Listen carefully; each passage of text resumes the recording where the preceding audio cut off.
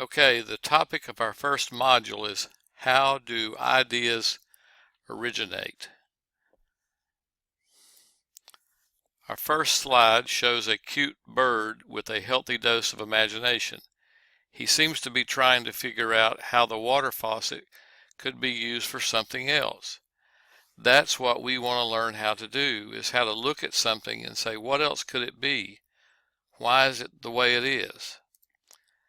The first lesson is called Adjacent Possible. The best new ideas come from combining prior ideas in new ways. That's called adjacent possible, where you have one known factor, you add something else to it and something else to it, and it becomes a totally different use of the same idea or the same product. I saw a recent example the other day that was very interesting. In Africa, there was a hospital that had several neonatal incubators, the little tiny incubators that keep the babies warm until they can function on their own.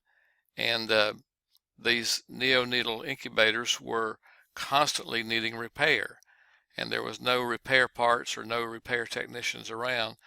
So these guys built a neonatal incubator completely out of automobile parts, which helped solve two problems.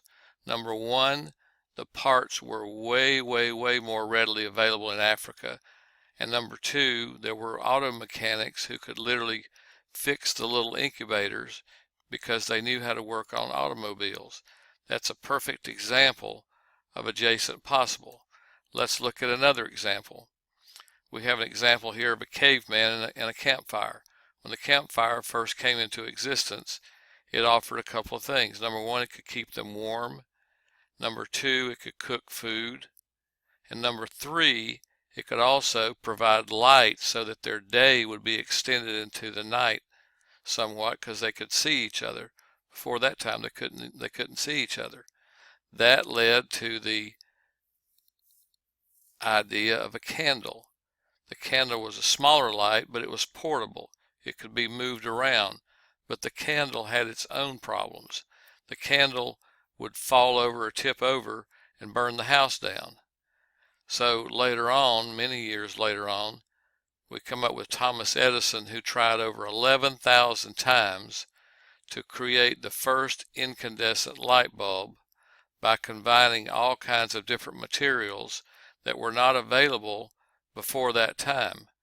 He developed a light bulb based on new technology, new materials, and new ways of manufacturing that could not have been done 10 years, 20 years earlier. And that's what happens with adjacent possible, that creates new possibilities for ideas every single day.